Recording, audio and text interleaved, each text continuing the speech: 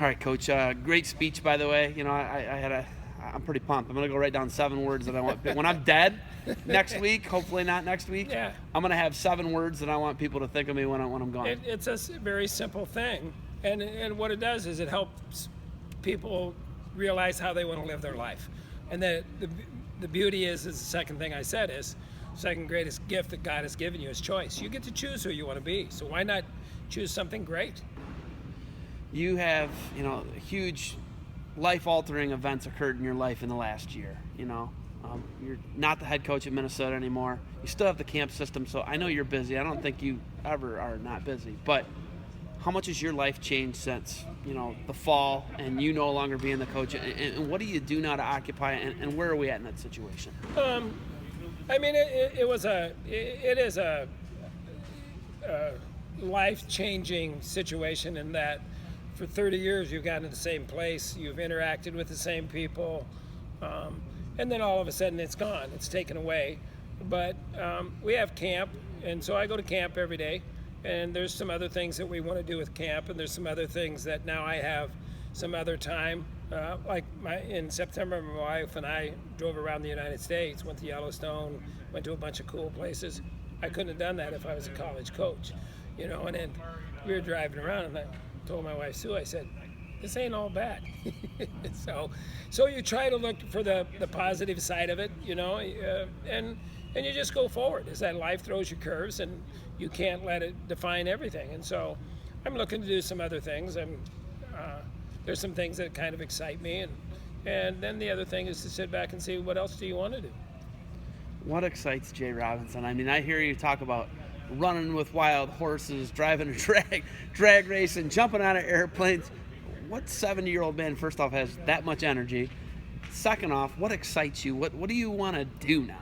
Well, I just think it's like talking to young people, is that there are so many things to experience, and it's like I said, if you were a Highlander, I would like to ride around with the cops someday and see what really goes on, or go out on a thing with firemen, or go to the stock exchange. There's so many exciting things to do, be a deep sea diver. You get your heart pumping, I'm not real big with the cold part, but even being up in Alaska and seeing all the things that they have, there's just so many things to see. There's so many things to experience. I guess the word is experience, at one point I wanted to be a game warden in Africa, and look for poachers, and I thought, God, that would be cool, but different things to get out and live in life and to experience the things that life has to give. That's what's exciting. Has Dos Equis ever asked you to be the world's most interesting man? Because I think you are, man. I've heard Kevin Roberts has told this story about you climbing Mount Whitney. Yeah. You just hired him and he couldn't get a hold of you, and it was because you basically almost died climbing Mount Whitney. No, what happened is that one of the assistant coaches, Brandon Eggum, they climbed it a year before. They had gone 2 years in a row. The first year they didn't get up to the top. Second year they got to the top. And so Eggum was in the office, and if you know Eggum, he was laughing and joking about, and he was saying how hard it was. And I said, well, I could climb Mount Whitney. Okay, and at the time I had a bunch of surgeries on my knee, and they said, no way that you can do it, no way. And so I said, okay. I said, it's kind of like a challenge. I said, okay, if I climb it, you guys got to jump out of a plane. And it was like Marty Morgan and Joe Russell and Eggum. And so we bantered it back and forth. This was like in the fall. We bantered it back. And then I think it was when the national tournament was at Iowa, I was walking out of Carver Hawkeye up the stairs, and I was kind of struggling to get up, and I was way overweight, probably weighed about 220, and down on the floor, the 3 or 4 guys were down the floor, and they yelled, looking at me, said, "The bet's on." And as soon as that happened, everything changed. Is that, okay, I started training, I lost 40 pounds, and then at the end of the summer, I climbed Mount Whitney, which is the highest mountain in the continental United States. And when I got to the top, I took my cell phone out, called Marty, and said, you guys got to jump. And they all jumped before I got back because they didn't want me to see how scared they were when they jumped. Did you get a little dehydrated or something like that? You got dehydrated on the way down or something. Robert said I couldn't get a hold of him. He was like worried about you. Yeah. I mean, when you climb, you get dehydrated. You got to continue to hydrate yourself and stuff. But yeah, it was all right. You pushed through. I think you pushed through a lot of pain. I think Well, I mean, it's like I told the kids tonight. I said the thing that you don't learn as a wrestler is you learn to function when you feel miserable. I mean, when you're cutting a lot of weight and when you're dehydrated, right? But then when you go out there, you have 7 minutes that you can't afford to feel sorry for yourself. You have to wrestle at a high level. So you learn to function, okay, under duress. You learn to function when you don't feel good. It's one of the greatest skills that you can have the rest of your life, and that's comes from wrestling, and it comes from cutting weight, and everybody wants to make it easier on guys. I don't think it has to be any harder, but I don't think it should be any easier. This generation, it's totally different. You and I were talking outside, and I get pumped talking to you, by the way, but the generation's totally different. Everybody's face is buried in a phone. They're inside. There's Instagram, there's Twitter, there's Snapchat. They're so engaged in their phones. Do you think that you could have continued to recruit at a high level as you were with this generation of kids? And what's different about this generation? What can we do to I guess, fix some things, getting kids' faces out of phones? How do we fix that? And was this generation...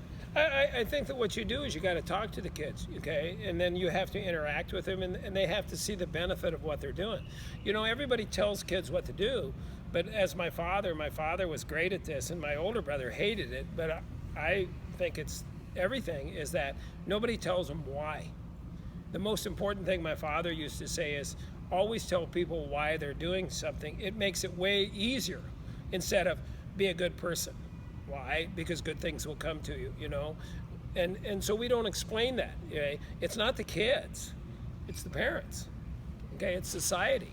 Right? Is that you allow things that happen, like at the intensive camp, and you just over the course of things, people will say I'm old school, but the funny thing is, old school things that work that have been around for thousands of years, people can call it old school, but that's why they work. Okay, the way that you train a Spartan warrior 2,000 years ago, same way you train an Army Ranger today. It's no different. Okay, and so what you have to do with these young people is you got to tell them why, and then you have to teach them to have some boundaries. So like at the intensive camp, okay, they're not allowed to have their phones in the workout facility, and they're not allowed to have their phones at lunch. Why do I do it?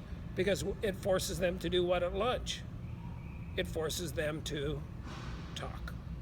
See? And so when you go through society and you go through life and things happen before, is that you would go to lunch 30 years ago, there was no cell phone, so what did you do? You talked. Okay? So now what you have to do is you have to artificially create that experience so that they'll learn to talk.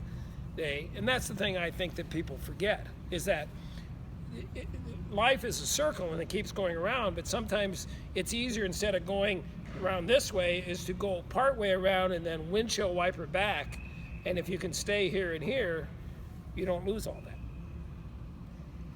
You were at Minnesota for, 27 years? 30. 30 years. Is that in the rearview mirror? Are you done with it? Where are you at with it? Is it just something where you're on to camps and you're on to the next step of life? Is the situation over with you guys in the University of Minnesota? It's not over. I mean, just yesterday we had a hearing and stuff, and it'll go forward. I mean, there's just a lot of things that the university didn't do. There's a lot of procedures and policy they broke. Due process, maybe? Well, I mean, there's due process, and then there's things they just didn't do. There's just things that they, to candidly speak, they just didn't do. They had policies that they didn't do. I mean, they took things out of context. And so it's like you go through the process. You don't want to dwell upon you don't want to dwell upon it forever, but then you want to go forward. So it's like we're going forward with camp. We're looking at doing maybe other sports, and we're looking at doing some other things in life. Is that one of the things, as people say, is that when God shuts one door, right, he always opens another one, and sometimes you got to stand in the hallway for a while, right? And that's what I did when I left Iowa in '84. 2 years I was on my farm in Solon, and then I got back in wrestling. So I don't know what God has planned with me. I do know that through every crisis in my life that I've gone through, he's taken care of me and always opened a better door. I get frustrated and mad at him sometimes, You know, it's like, I'm tired of being in the, just tell me what you want me to do. If you want me to go to Africa, I'll go to Africa. I don't really care. I just need some direction. But sometimes, okay, the best thing for you and the best thing he has is that you just sit and you wait and you listen, okay? And that's kind of where I am right now. I'm sitting, waiting, and listening. And invariably, every time in my life I've been in this similar situation, he's always somehow opened another door. And I'm just kind of waiting and looking and, you know, and seeking. I mean, it's like the Bible says, seek and you shall find, knock and the door will be open. I got to do something. I can't just sit around. So I'm doing some things, okay? And obviously, I like camp. I love camp. I go here. I like interacting with kids and helping them get to be good. I've done it for, I think I told you, I said I think I have 2,518 days in an intensive camp. But I like it. I like to see what young people can do and get them motivated. It's gratifying to know that, you know, of all the things you do in your life, you can actually change kids' lives, you know, and get them on a course that will help them forever. And it sounds a little corny, like the tagline of camp, but it's like the intensive camp is the change forever. Is you have fathers that went to camp 20 years ago, 25 years ago, sending their kids because of the experience they had. So we'll see what happens. Last thing, this Wabash College.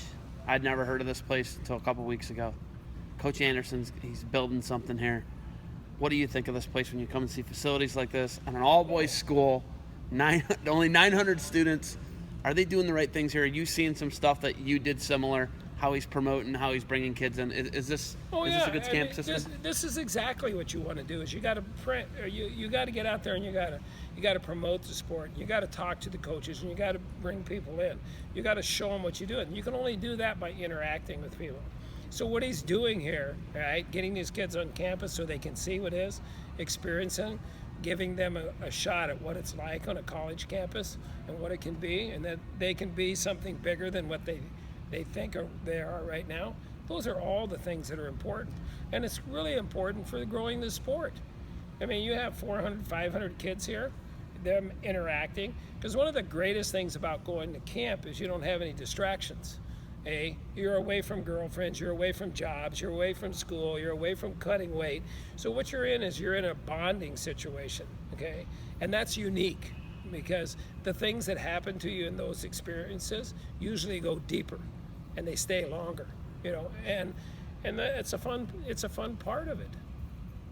All right, Coach, we got to get over to this Coach's Social. Do you have anything else for me?